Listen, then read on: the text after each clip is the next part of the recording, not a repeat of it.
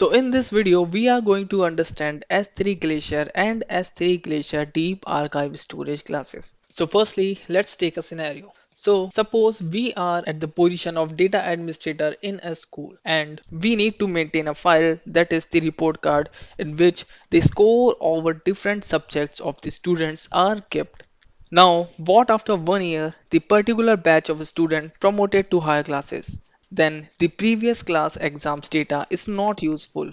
But for the record, we need to keep it and it is going to be rarely used. In this case, the storage classes which are useful are Glacier.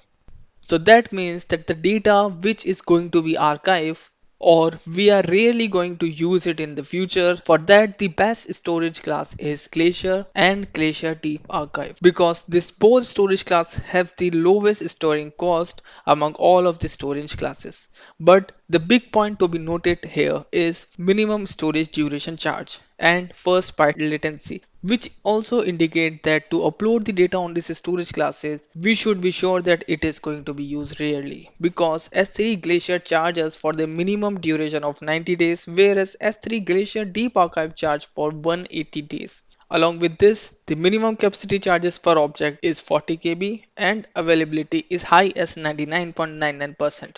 Also, if we check out the pricing table, then you can see if the same amount of data we upload in S3 standard, then we will be charged storage price of 0.023 per GB per month, whereas with Glacier we will be charged 0.004 per GB per month, and lastly the deep archive will be charged for 0.00099 per GB per month. So we can see that there is a huge amount of difference between storage classes for same data. So I hope after watching this video and previous video you now know about S3 storage classes.